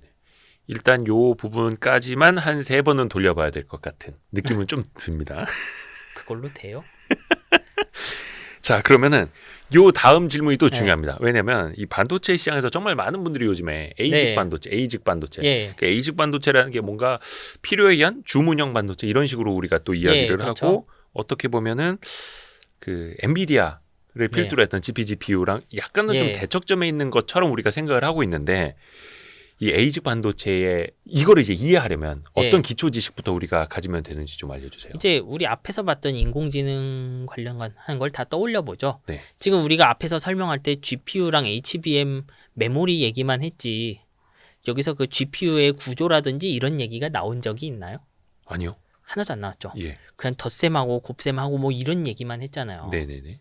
그래서 이 인공지능 계산의 본질은 덧셈 곱셈 많이 하고 이제 활성함수라고 부르는 뭐 비선형 함수 한번 태우는 그게 전부예요. 반도체 입장에선. 사실 그 GPU에 대한 설명은 그 예전 영상에 있습니다. Y-스트릿 정인성 GPU 이렇게 치면은 저희 그 GPU 그 영상 하나로 끝내는 거 만들어 놨지 않습니까? 그거 보시면 됩니다. 그래요? 예. 알겠습니다. 다 있습니다. 예. 예. 자, 그러면 결국 요 위에서 그런 설명이 나오지 않았고 인공지능을 구동할 때는 덧셈 곱셈만 필요하다는 걸 생각해 보면 네. 설계에서 취할 수 있는 선택지가 생각보다 많지 않다는 걸 짐작이 될 거예요. 네. 왜냐하면 요 위에 있는 건 대부분 어떤 숫자랑 어떤 숫자를 곱해서 특정 숫자를 만들면 그게 단어를 잘 설명하더라 이런 거잖아요. 네. 예를 들면 제가 여기서 엄마, 어머니, 어마마마 표현하는 이 숫자를 네. 반도체가 바뀌었다고 해서 얘가 막 숫자가 뭐 이런 식으로 바뀌면 안 돌아갈 거잖아요. 예, 이 숫자는 다 그대로 있어야 될 거잖아요. 그렇죠. 우리가 학습해서 찾아낸 그 소중한 숫자들이니까. 네. 그러면 A직이 됐건 엔비디아 GPU가 됐건 동일한 숫자 놓고 구동이 되어야 돼요. 네. 근데 이제 이 A직들이 지금 얘기가 나오는 이유는 인공지능 하나가 대박이 났고 엔비디아가 거기서 굉장히 큰 이익을 누리고 있기 때문인 거죠. 이게 무슨 의미냐 하면 반도체는 사실 범용성이랑 효율성이 좀 그 반비례 관계에 있어요. 예를 들면 위에서 우리 많은 형태의 숫자를 보고 그냥 숫자 곱셈 덧셈이라고 했지만 실제로 GPU 안에는 그 32비트짜리 정확한 숫자 계산하는 계산 장치도 있고요. 네. 좀 덜 정확한 16비트 계산 장치도 있고 뭐 8비트짜리 계산 장치도 놓을 수 있고 그래요. 네. 근데 그 장치들을 하나씩 놓으면 얘가 웨이퍼의 면적을 잡아먹어요. 그쵸. 예를 들면 제가 정확도 32짜리 숫자를 계산하는데 필요한 덧셈 곱셈 장치가 이만하다고 하면 네. 16비트 계산하는 애는 이렇게 작아요. 예. 8비트 계산하는 애는 더 작겠죠. 이렇게. 네. 크기가 작아지잖아요. 그러면 달리 말하면 제가 이제 32비트 그 정확도 높은 계산기를 GPU 안에 잔뜩 넣으면 예전 1000개 들어간다고 했을 때 여기 16짜리 넣으면 2000개 들어가겠죠. 그리고 8 정도 정확도 대에 있으면 뭐 4000개 들어갈 거야 아마. 뭐 요런 관계들이 있는 거예요. 여기서 핵심은 어떤 녀석이 미래에 더 잘 나갈 거냐 이런 거죠. 네. 현재 그 학습용 GPU는 요 두 개가 제일 중요해요. 이렇게 정확하게 계산하는 계산기랑 네. 그것만큼은 아니지만 한 16 정도 정확도 가진 계산기 조합이 제일 중요해요. 학습에서. 네. 왜냐하면 이 8비트 가지고 학습이 잘 안 됐으니까 지금까지. 그러니까 학습용 GPU들은 얘네들이 많이 들어가는 형태예요. 그리고 에이직 만드는 회사 중에 우리 학습 포기하고 추론만 한다고 하는 회사들 있잖아요. 그러면 요 8짜리 계산기랑 4짜리 계산기 요런 거 원래 옛날에 안 썼는데 AI 때문에 좀 써봐요. 요런 것들 개수를 늘리는 방식으로 가요. 조그만 계산기, 정확하지 않은 계산기를 많이 넣을 거냐, 정확한 계산기를 조금 넣을 거냐 선택이 있는 거죠. 그 안에서. 네네. 그래 학습을 많이 해야 되는 녀석은 지금까지 학습 방식을 봤을 땐 정확도가 높은 계산기가 많이 필요했고, 그리고 추론하는 녀석은 그렇게 높은 정확도를 필요로 하지 않았다라는 거죠. 네. 그래서 학습용 GPU랑 추론용 GPU가 나뉘는 이유도 있어요. 거기에. 그렇죠. 학습에 필요한 정확도랑 추론에 필요한 정확도가 다르다. 뭐 그런 것 때문에 일어나는 일입니다. 결국은. 정확도 자체도 차이가 난다. 예, 정확도는 필요로 하는 정확도. 여기서 말하는 정확도는 인공지능의 정확도가 아니고 인공지능을 구동하기 위해 필요한 개별 곱셈의 정확도예요. 어우 어려워. 그러니까 예를 들면 제가 네. 학습해서 뭔가 그 결과값을 얻기 위해서 이 숫자를 곱해야 된다는 거를 알았다고 해봐요. 네. 이게 학습 결과예요. 예. 근데 덜 정확하게 돌려본다는 건 그 숫자를 이렇게 낮춘 거예요. 네. 얘 뒤에 5, 6, 7, 8 날려버렸죠. 네. 그리고 1.234, 5, 6, 7, 8 곱해야 될 무언가에다가 1.234를 곱하는 거예요. 그리고 인공지능 출력값을 봤는데 정확도 차이가 별로 없더라 이런 거예요. 그렇죠. 대략적인 큰 수에서. 네. 그러면은 요런 숫자 계산할 수 있는 계산기는 이렇게 크고 1.234 계산하는 계산기 이렇게 조그매요. 그러면 이론상 구동할 때는 요 정확도가 큰 의미가 없다라고 하면 작은 계산기를 많이 넣은 반도체가 유리한 거죠. 그렇죠. 효율적이고. 이제 그런 곳에서 서로 기싸움 하는 게 어떻게 보면 GPU랑 ASIC들이에요. 그렇게 생각을 하시면 되죠. 엔비디아도 나름 자신들의 황금 비율은 있겠죠. 지금 학습하는 어떤 이론 개발의 트렌드를 보니까 우리는 정확도가 높은 계산기 몇 개, 정확도가 낮은 계산기를 몇 개 비율로 넣어야 되겠다. 이렇게 생각할 수 있죠. 근데 예를 들면 딥식이 했던 것 중에 낮은 정확도로 학습시킨다는 그런 게 있었잖아요. 네. 근데 그게 예전 잘 돼요. 그러면 어떠냐면 엔비디아도 생각이 좀 바뀌겠죠. 아, 우리 예전보다 낮은 정확도 계산기를 더 넣어야겠구나. 이런 식으로 대응을 하는 거예요. 이거에 대한 의견이 엔비디아랑 스타트업들 혹은 다른 대기업들이 다르면은 비율이 달라지겠죠. 내부에서. 네. 사실은 이런 식의 그 이론적인 발전이 지금 GPU랑 인공지능의 그 성능, 정확하게 처리 속도 향상에 되게 큰 부분을 차지해요. 지금은. 예를 들면 제가 이런 거 한번 보여드릴게요. 이게 그 엔비디아의 그 제품 설명이거든요. 네. 이 H100이랑 GB200이 그 한 세대 차이 나요. 네. 보시면요.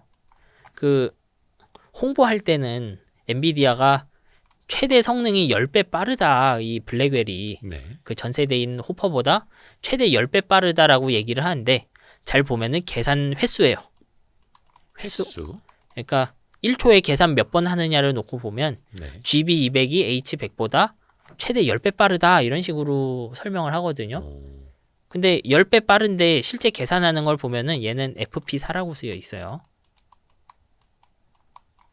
그리고 이 H100의 최대 계산 속도는 요걸로 돼 있어요. FP8. 네. 요 FP8이랑 FP4가 그 정확도 얘기거든요, 숫자에. 네. 그러니까 요 블랙웰은 10배 빠르다고 하지만 실제로는 그 절반 덜 정확한 숫자를 10배 빠르게 돌리고 있는 거예요. 그러니까 저게 어떻게 H100에서 B100, B200으로 갈 때 예. 그냥 한 세대 달라진 건데 어떻게 10배 빨라지나. 그러니까, 자동차 속도도 100km 가던 차가 갑자기 예. 1000km 간다는 건데 근데 그러니까 그게 아니라 단순한 거를 더 여러 번 예. 쪼개서 계산. 그러니까 GPU라는 게 CPU처럼 예. 어려운 계산을 한꺼번에 하는 게 그렇죠. 아니라 단순한 계산을 한꺼번에 많이 하는 거니까. 그래서 여기 보시면 여기 FP8이 쓰여 있어요. 여기 예. 블랙웰에도 FP8 쓰여 있는데 요거 10이랑 20 나오죠, 성능이. 네. 그리고 요쪽에는 이게 4페타 나오니까 5배로 줄어들죠, 차이가. 요거랑 요거를 비교하면 요렇게. 네네네. 동일한 정확도 상에서는 속도가 5배 차이 나는 거예요. 실질적으로는 5배 차이. 예. 그러니까 실제로는 같은 정확도로는 5배밖에 차이 안 나는데 예. 더 정확도 낮은 숫자를 2배 많이 계산할 수 있는 기능을 넣었을 뿐인 거예요. 약간 조금 낮은 성능의 계산기를 더 넣어서 그렇죠. 결과적으로는 10배로 만들었다. 예, 근데 왜 이런 게 추가됐겠어요? 이 블랙웰이 이런 걸 왜 추가했겠어요? 4비트짜리를. 예. 이 호퍼 할 때는 자신이 없었거든요. 왜냐하면 제가 요 FP4라는 굉장히 정밀도가 낮은, 요거 쉽게 말하면은 그 저장 공간 4개 가지고 숫자 하나 표현하겠다는 거예요. 저 FP는 무슨 의미예요? 소수점, 부동 소수점. 그 소수점. 1.1, 1.4 요런 식으로 숫자 표현하는데 딱 4개의 숫자만 갖고 딱 4개의 비트만 가지고 표현하겠다. 16개밖에 숫자 표현을 못 해요, 이거는. 그러니까 요 FP4를 쓰면은 한 16개 정도의 상태밖에 없어요, 이 안에. 예. 그 실제로는 계단형인 거죠. 연속된 소수점 숫자가 아니고. 얘는 한 256개 나와요, 상태 숫자가. 예. 부호까지 합치면 128개고 뭐 그런 식입니다, 이게. 그래서 더 단순화했다는 거예요. 예. 그러니까 이게 훨씬 단순하죠. 예. 근데 왜 이런 거를 호퍼에서는 안 했냐? 말씀드렸듯이 자신이 없어서. 엔비디아 입장에서도 예를 들면 요 FP4 계산기를 넣었는데 예. 야, 이걸로 추론하니까 다 틀리더라 이럴 수도 있죠. 내가 잘 학습을 시켜놨는데 아까 요 뇌세포 만들어 놓은 걸 너무 복잡하게 하는데 너무 뿌옇게 만든 거예요, 이제. 요 전달되는 값들이 조금 뭐 32에서 16 넘어갈 때는 그래도 용납할 만했는데 8에서 4로 가니까 이제 도저히 안 되겠더라. 보이지도 않더라. 예, 이제 이상한 말을 너무 하더라. 이렇게 될까봐 이제 못 넣은 거죠. 그러면은 H100에서 B100으로 넘어가는 게 되게 고민이었을 텐데. 그렇죠. 이제 누군가 엔비디아 입장에서 보니까 저거로 되게 효율화해서 간단하게 계산해서 쓰려고 하는 딥시크 같은 게 나왔네? 요거는 이제 딥시크랑은 조금 다른 레볼루션이죠, 4는. 이거는 좀 실험적인 거예요, 실제로. 실험적이라고요? 그러니까 그 딥시크 한 거는 정확하게 학습에서 예. 여기 FP8 사용해 보는 거. 예. 요걸 써본 거죠. 네. 그 추론은 원래 요 FP8까지 많이 썼어요. 근데 지금 추론 과정에서 요거를 좀 써보는 노력들이 있거든요. 네. 미리 들어온 거죠. 그러니까 기존에는 학습할 때 정확도 32짜리, 16짜리 쓰고요. 네. 추론할 때는 16짜리, 8짜리를 썼거든요. 예. 기존이에요, 이게. 학습, 추론할 때. 네. 추론할 때 정확도가 조금 낮죠. 네. 근데 이제 최근에는 학습에, 딥식은 여기 학습에도 8비트 써보고, 그리고 최근 다른 회사들은 추론에 4비트 써보자 이런 생각을 하고 있는 거예요. 조금 더 심플한 걸로? 그러니까 이런 연구가 진행되고 있으니까 집어 넣어준 거죠. 한번 써봐라, 이렇게. 그러면 결과적으로 저게 5배가 아니라 10배 향상되는 걸로. 네, 그렇죠. 만약에 요 4비트로 하는 추론이 잘 먹히면 블랙웰 산 사람은 10배의 성능 향상을 누리는 거죠. 그 앞에 설명해 주신 것처럼 이론적으로도 발전하고 반도체도 그렇죠, 예. 같이 발전을 하고 있는데 네. 요게 지금 2배, 5배 합치면 10배. 뭐 그런 거죠. 실제로 요거를 놓고 보면 성능 향상의 절반은 성능 향상의 50%, 예. 50%는 실제로는 낮은 정확도로 돌려서 누군가 성공하는 데서 나오는 거예요. 이게 성공 안 할 것 같으면 엔비디아가 이런 걸 넣을 필요가 없어요. 그러네요. 웨이퍼 낭비잖아요. 어떻게 보면 그만큼 AI를 더 최적화해서 돌리는데 더 성공을 하고 있다라는 예. 거고. 이거 되게 닭과 달걀 문제예요, 실제로는. 요런 하드웨어가 이 FP4가 잘 되는 하드웨어가 나오니까 연구를 활성화하는 감도 있고 판매하는 쪽 입장에서는 이런 연구들이 좀 성공적으로 진행돼서 이 4비트 빨리 돌아가는 걸 사람들이 선호하니까 이 제품을 팔 수 있게 되는 감도 있어요. 그러네. 진짜 그 호퍼에서 블랙웰로 네. 갑자기 뭐 진짜 외계인을 갈아 넣어서 만든 뭐 그런 것도 있겠습니다만 이렇게 보면 어떻게 보면 이제 이론적으로 더 효율화를 찾아냈다. 그 실제로는 이제 외계인 가라는 것보다는 예. 저쪽에 AI 연구하는 사람이 갈렸을 가능성이 더 높죠. 이건. 야, 이것도 되지 않을까? 된다 안 된다 된다 안 된다. 우린 된다 막 이랬을 거잖아. 이제, 근데 저게 이제 그 최근에 이제 에이직 반도체에서도 여쭤봤으니까 많은 사람들이 그 엔비디아의 GPU에 대한 수요가 추론의 시대로 가면 이제 줄어들 수도 있다. 네. 근데 젠슨 왕은 추론도 엔비디아께 훨씬 더 잘한다. 이런 이야기를 하고 있는데 사실 어떻게 보면 이제 말 두 개는 다 맞는 거죠. 예, 사실 다 맞는 말이죠. 왜냐하면 지금 요거를 보시면 알지만 블랙웰은 학습용 GPU잖아요. 예. 그리고 요 안에 다양한 연산 장치들이 이렇게 잔뜩 넣어놨죠. 네. 그러면 추론 반도체를 만드는 입장에서는 이 중에 예를 들면 우리는 엔비디아 블랙웰과 경쟁 안 해라고 하면 이런 장치들은 그냥 없애면 돼요. 이런 거 빼버리면 돼요. 예. 그러면 공간이 아껴지죠.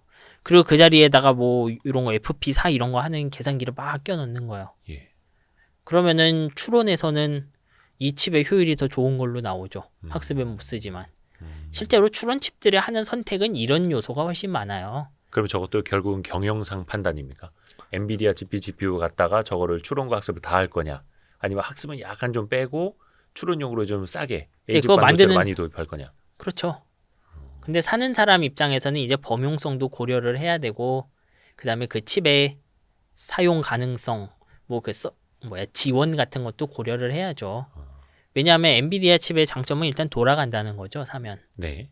근데 예를 들면은 특정 에이직 만드는 회사가 요 FP4만 잔뜩 넣어서 엄청 빠른 그 4비트 정확도 4짜리 계산만 엄청 빨리 하는 AI 추론 반도체를 줬다고 해봐요. 네. 근데 그 회사가 칩을 사서 썼더니 우리 인공지능은 4비트에서 잘 안 돼. 그럴 수도 있어요. 그 좀 학습시킨 AI마다 이거를 타요. 그러니까 궁합이 맞고 안 맞는 것처럼. 예, 그러니까 옆집 인공지능이 4비트에서 돌아갔다고 해서 예. 내게 일반적으로 잘 돌아간다고는 좀 말하기 힘들어요. 이게 4비트는 실제로 논란이 좀 있어요. 언어 모델에서. 다 되는 건 아니다. 제가 예전에 봤던 논문 중에는 이 4비트로 했더니 좀 안 되더라. 뭐 이런 반응들도 있었어요.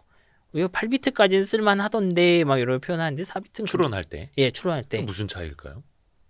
그 인공신경망 안에서 주고받는 값의 정확도가 얼마 이상 떨어지니까 조금 멍청해진 거죠, 이제. 예를 들면 요 두 개가 값을 주고받는데 예. 256개의 단계로 값을 줄 수도 있고요. 네.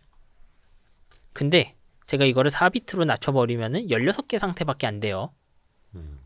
그러니까 사실은 요 256 레벨이 중요했던 거예요. 얘네 둘이 주고받을 땐. 네네네. 근데 제가 이거를 정확도를 낮춰서 16단계로 강제로 잘라버렸으니까 그 얘 인사이트가 없어져 버린 거죠. 근데 저게 그 AI 모델마다 다 다르다. 그러니까 이걸 좀 어떻게 생각하면 되냐면 사람의 촉각 같은 거라고 생각하시면 돼요. 예. 예를 들면 그러니까 뭐 시력이라고 보면 제가 어떤 사물을 판단할 때 32비트로 갈수록 사물을 뚜렷하게 보는 거예요. 근데 처음에는 조금 뿌옇게 보여도 뿌연 정도가 한 2배 정도 들어도 32에서 16으로 사물 구분엔 상관이 없어요. 근데 그 정확도가 점점 줄어드는 거예요, 이제. 예. 이게 한 4비트 갔더니 얘들 앞에 있는 카메라가 윤곽선이 하나도 안 보여요, 저한테. 그리고 뒤에 있는 저 검은 안막이랑 카메라가 구분이 안 되는 거예요, 그때부터. 그러면은 좀 잘 동작 안 할 수 있죠. 그 문제인 거예요. 지금 상황은 그러니까 야 원래 추론 학습 다 32비트 숫자 하나당 32 공간을 써야 돼. 했는데 16으로 추론하는 거 그게 되겠냐? 응 된다. 그럼 8도 되는 거 아니야? 막 해보는 거예요. 이렇게. 그럼 4도 되는 거 아니야? 될까? 좀 이런 거죠. 이거 되게 극단적인 회사들은 요 인공신경망 안에 있는 값 전달이 0과 1만 돼도 된다. 이렇게 생각하는 회사들도 있어요. 그러면 얘보다 4배 더 빨라지겠죠, 속도가. 더 잘 활용할 수 있겠네요. 예, 근데 문제는 이제 이거 인간의 뇌세포 같지도 않다는 거죠, 이제. 그러니까 주고받는 값이 예전에는 예를 들면 제가 한 층에서 다른 층으로 넘어갈 때 지금 요 8비트 쓸 때는 256개의 다른 상태로 보내줄 수 있는 건데 1과 0만 보내줄 수 있게 되는 거예요. 네. 그러니까 제 시력으로 따지면 이제 색깔 이런 거 하나도 없고 빛이 있다 없다만 남아버리는 거죠. 왜 그런 거예요. 이 4비트도 실제로는 제가 보는 색을 딱 16단계로만 이렇게 뭉개놓는 거에 가까운 거예요. 예. 그리고 8비트 쓰는 거 256개고 16비트 쓰면은 2의 16승 2의 16승이면 1024 곱하기 65,536이네요. 네. 모르겠다. 근데 저게 어찌됐든 간에 이론적으로 저렇게 단순화하는 것도 실력인데 그 단순화한 만큼 그게 그 반도체에 맞게 잘 돌아가느냐는 또 가봐야 하는 거고. 그렇죠. 왜냐하면 된다는 보장이 없잖아요. 말씀드린 것처럼 제가 이 시각세포 하나하나가 구분할 수 있는 밝기가 한 1억 개 있는 거랑 10만 개 있는 건 별 차이 안 날 것 같죠? 밝기의 단계가 1억 개냐 뭐 10만 개냐는 제가 사물 구분하는데 차이가 없을 것 같아요. 근데 10만 개냐 1000개냐 이것도 좀 관계없을 것 같죠? 근데 제가 구분할 수 있는 게 1000종류의 색이냐 한 개냐는 좀 차이가 커 보이죠? 그게 점점 좁아지잖아요. 이 정확도를 낮출수록. 근데 이제 그게 추론용 ASIC 반도체 같은 경우에는 그래서 조금 더 고객사가 원하는 대로 심플하게 그렇죠. 헤비한 거 빼고 맞아요. 4비트 원하세요? 그럼 4비트로 8비트 원하세요? 8비트로 그 정도 선택밖에는 없는 거예요 실제로는. 그러니까 어떻게 보면은 이제 엔비디아의 GPGPU가 거의 뭐 덤프트럭 25톤, 40톤 이렇게 가는 차라고 하면 그 상태로 한 300km 달릴 수 있는 차라고 하면 우리는 한 포터 5대면 되는데요. 이런 식으로도 갈 수 있는 게 ASIC. 이거는 어떻게 보면은 요 예를 드신 거에서 설명을 드리면 화물 업체인 거예요. GPU 하나가. GPU 하나가 화물 업체. 하나는 그러니까 내가 덤프 트럭을 잔뜩 운영할 것이냐 아니면 퀵이랑 덤프랑 이런 걸 섞어서 운영할 거냐 차이인 거죠. 어디는 그냥 포터 5대랑 배달용 오토바이 2대면 됩니다. 그리고 물건을 가져다 줄 때 정확한 무게로 갖다 주는 게 아니고 대충 트럭 무게에 맞춰서 무조건 갖다 주는 거예요, 얘들은. 봉다리에 넣어서. 이렇게 해서야지 더 이해가 빠르네. 왜냐면 저희가 지금 마지막에 좀 비유를 하고 좀 정리를 하려고 도움을 드립니다만 거의 이제 많은 전문가분들이 일단 저를 포함해서 대중들이 이렇게 이해를 디테일하게 하기 어렵다 보니까 대부분 이제 비유로 해서 설명해 주셨거든요. 그러니까 그러고 이제 넘어가다 보니까 약간의 조금 갈증이 있어서 그래서 이 부분은 우리 반도체 전문가인 그 수많은 MOE 중에서 반도체 선생님 정인성 작가님에게 이걸 좀 부탁을 드렸던 겁니다. 맞습니다. 그게 되게 어려운 내용들인데 우리가 정말 중요한 것들만 살펴보면 결국 우리가 인공지능에서 개발한 어떤 요소들이 메모리랑 GPU에 영향을 미친다는 거죠. 아까 MOE 같은 것도 보시면 영향을 미치는 경로가 분명하죠. 그 MOE 구조를 만들었을 때도 용량이랑 처리에 필요한 양 차이가 났잖아요. 그리고 여기서 본 FP8이랑 뭐 FP8을 쓸 거냐 FP16을 쓸 거냐는 그 두 군데 다 영향을 미치고 그래요. 보면 내가 그 AI를 구동할 때 상태 하나를 표현하기 위해 몇 가지 상태 보여줄 거냐 이런 차이기 때문에 전체 용량을 다 줄이고 대신 인공지능 전체의 정확도를 손실을 보는 개념이에요. 감내할 만한 손실이냐가 문제인 거죠. 근데 32에서 16 갈 때는 어차피 표현할 수 있는 상태가 어깨 단위에서 몇만 개로 줄었으니까 뭐 이거 감내할 만했고 근데 6만 몇 개에서 한 200개로 줄어드니까 그래도 좀 되는 건 같고 근데 이제 여기서 또 성능을 높이려고 256개 표현하는 애에서 16개로 줄였더니 약간 갸우뚱하는 사람들이 생겨요.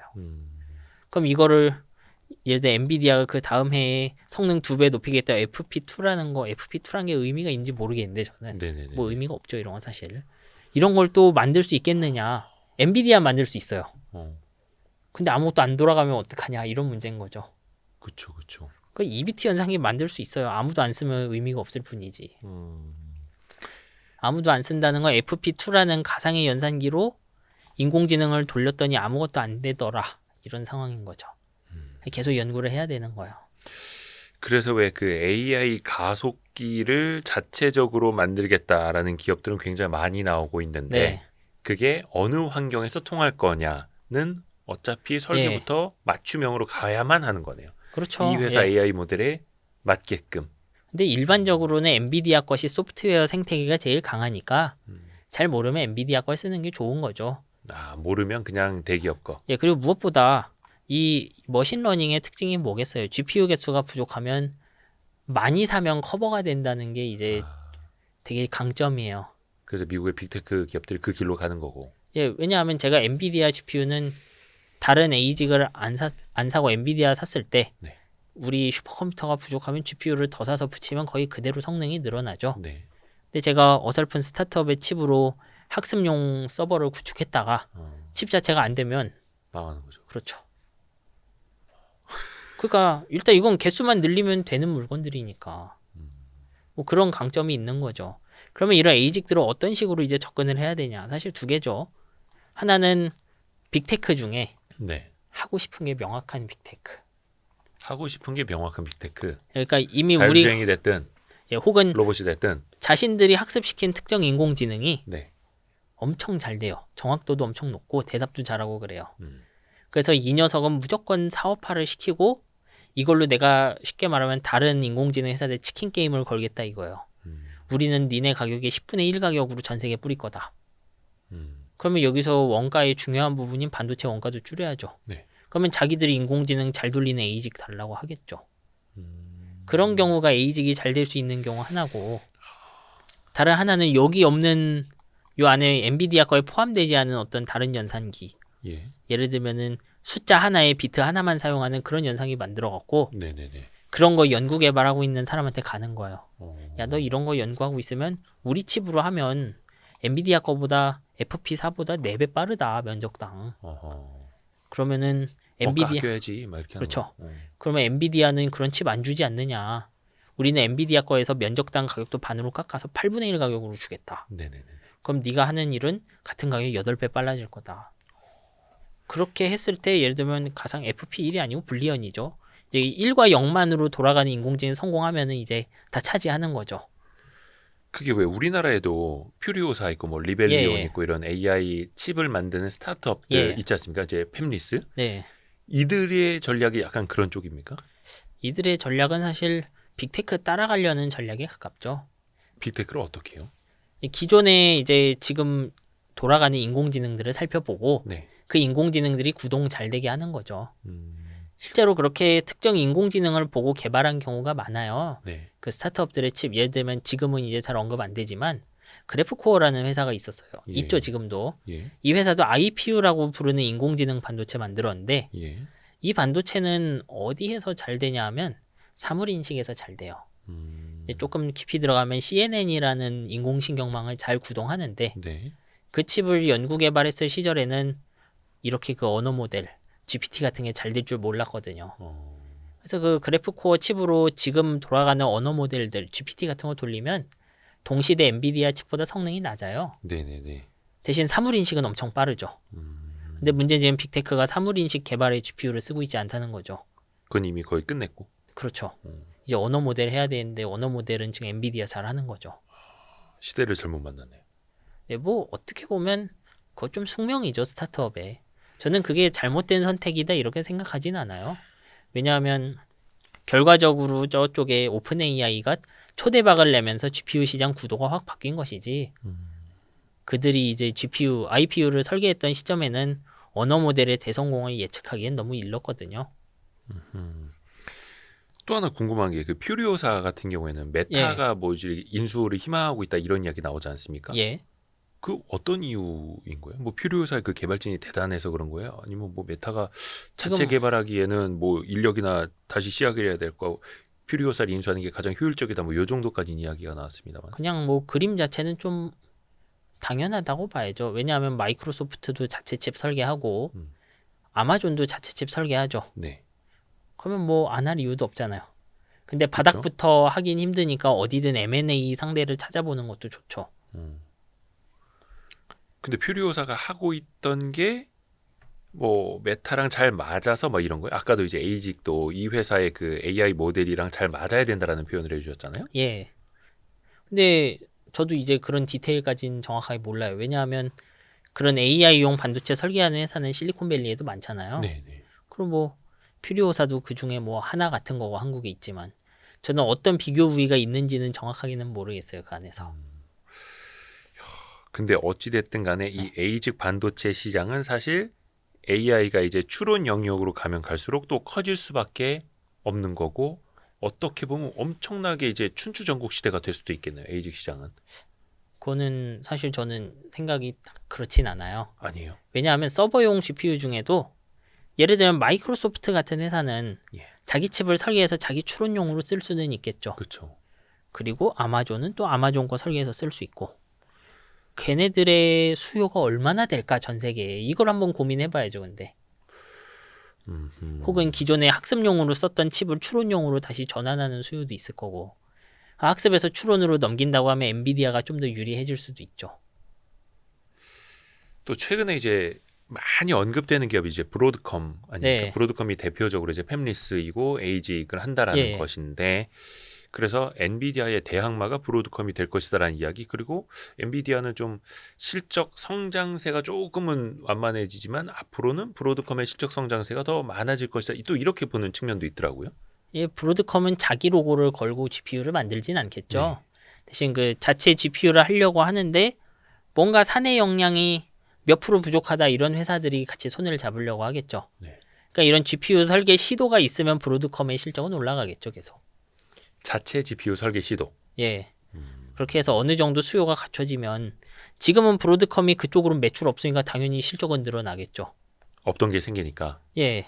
근데 이제 시간이 더 많이 지났을 때 예를 들면 인공지능 시장의 수요가 계속 커져서 이제 새로운 플레이어가 들어와도 계속 서로 매출을 차지할 수 있다면 괜찮지만 예를 들면 안 좋은 시나리오 이렇게 가다가 예를 들면 더 이상 인공지능 성능이 안 올라가더라 똑똑해지다 말았다 그러면 또 제자리로 조금 내려올 가능성도 있는 거죠. 저는 AI 발달하는 걸 보고 판단해야 된다고 생각해요. 이건. 그러니까 브로드컴 같은 경우에는 굉장히 M&A를 많이 해서 어차피 이제 팹리스를 그렇죠. 계속 인수하고 실력 있는 개발자들 이제 통째로 네. 회사 사들이고 이런 식으로 해서 회사가 커진 케이스라고 알고 있는데 근데 또 한국에도 많이 있고 다른 나라에도 이 AI 칩을 자체적이 개발하려는 회사들은 굉장히 또 많이 생겨나고 있고 그렇죠.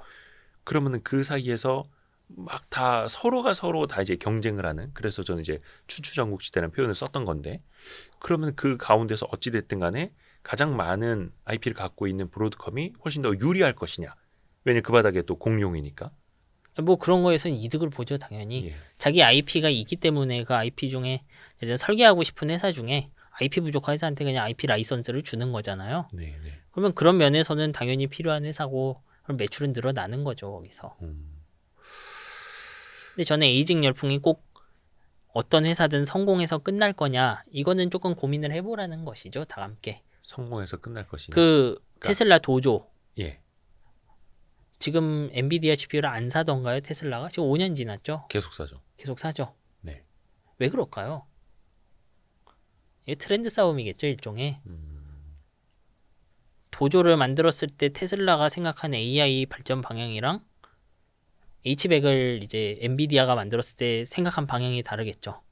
근데 엔비디아가 생각한 방향에 가깝게 진화했을 수도 있어요, 시장은. 그리고 계속 개발자를 받아봤더니 이거 도조는 못 쓰겠다 하는 사람 많을 수도 있죠, 그 안에. 도조로 했더니 너무 어렵다. 도조에 버그가 많고 뭐 쓰기가 어렵더라. 나는 어차피 이제 그 테슬라가 자체 개발하는 건데. 예, 그렇죠. 내부에서조차. 예, 예를 뭐 들면 이번에 이제 시나리오. 예, AI 하는 엔지니어는 슈퍼컴퓨터 구조를 잘 몰라요. 그런 걸 알 필요도 없고 그걸 알아야 한다는 것 자체에서 이미 페널티를 받는 거죠. 왜냐하면 엔비디아 GPU 잔뜩 놓으면 결국 AI 하는 엔지니어 입장에서는 그냥 딸깍이거든요. 간편하게, 예. 편리하게 쓸 수 있는. 그렇죠. 왜냐하면 모든 게 갖춰져 있고 익숙하니까. 근데 지난번에 쿠다에 대해서 설명해 그렇죠. 주신 것처럼. 근데 아마 도조 같은 거는 결함도 있을 수 있고요. 안에 그건 저는 몰라요. 이게 단순히 딸깍이 되지 않는 구조일 가능성이 높아요. 너무 많은 칩을 결합해서. 하는. 예. 근데 어떻게 보면 이제 ASIC이라는 게 맞춤형이라는 장점도 있지만 그만큼 복잡할 수 있다. 예, 그리고 이제 시장에 있는 AI 엔지니어들 마음에 맞는다는 보장은 없어요. 엔지니어들은 가장 이제 편한 거. 예, 왜냐하면 그냥 위에서는 얼렁 몇 달 안에 하라고 줄 거잖아요. 네. 그러면 그러면 엔비디아 거 사주든가요 이런 거예요? 그렇게 되겠죠.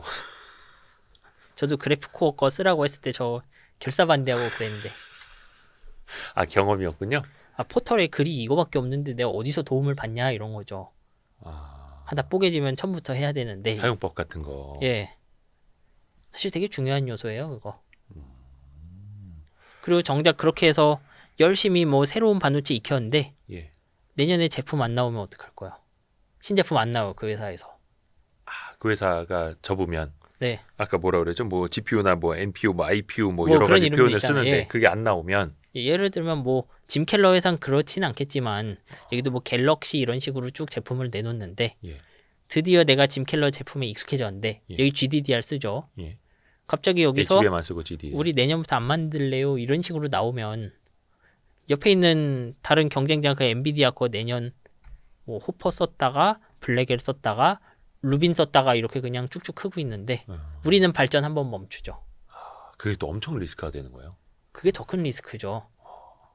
제가 그런 리스크. GPU 인프라가 없으면 그냥 제 연구개발 멈출 거잖아요. 그렇죠. 상대는 2배 빠른 거 막 돌리고 있을 텐데. 아주 쉬운 문제는 아니에요, 그게. 그러니까 막 덤프 트럭 타고 막 시속 예. 300km를 질주하고 있는데 우리 오토바이 만들어주던 회사가 예. 더 이상 저희 오토바이 안 만드는데요? 이러고 있을 수 예, 있다. 그래서 제가 아마존이나 마이크로소프트 같은데 얘기를 하는 거예요.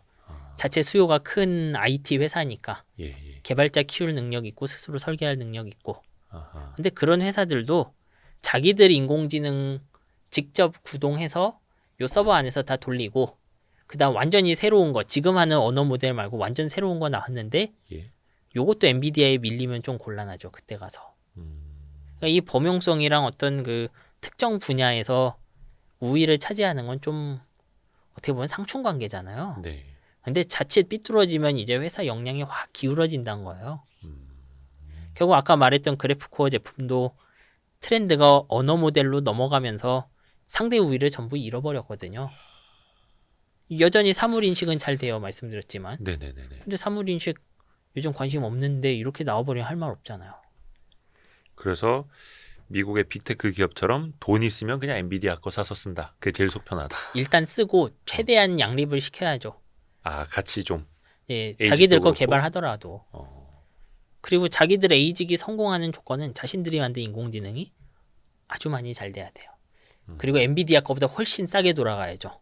아까 말씀하신 것처럼 그래야지 예. 이 대중화되는 AI 시장에서 치킨 게임 한번 벌여서 예. 우리가 적게 투자하고 많이 버는 그 방향으로 갈 수 있는지. 그렇죠.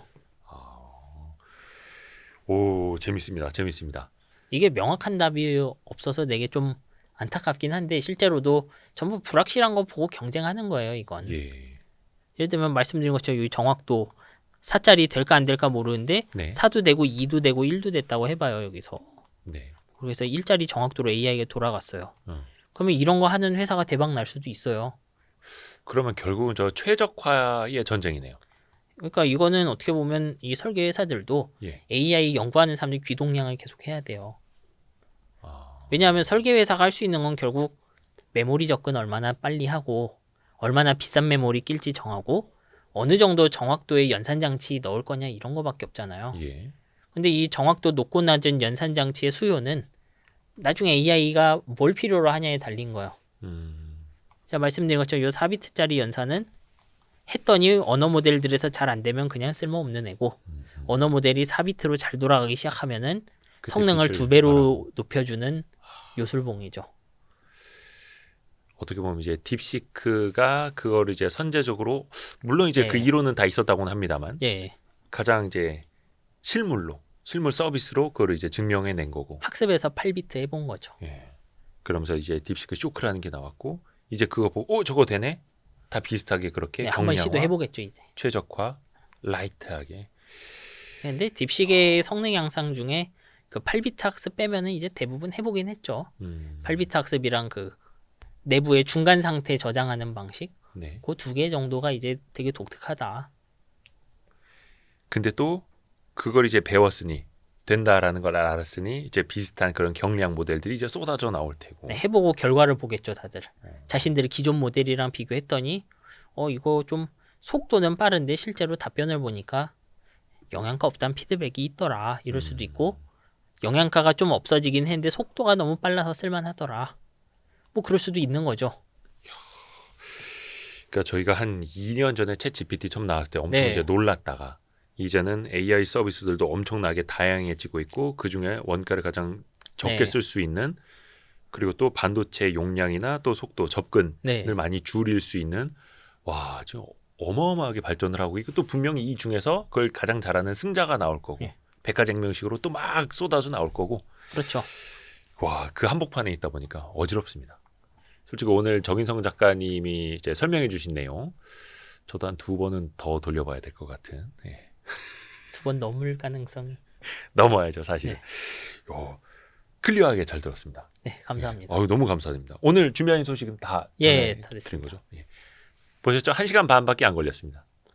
YG 부스터 마시고 나니까 1시간 반 금방 가지 않았습니까? 제가 아까 드린 말씀 훌륭하네요. 예. 1시간 반 딱 정확히 갔습니다.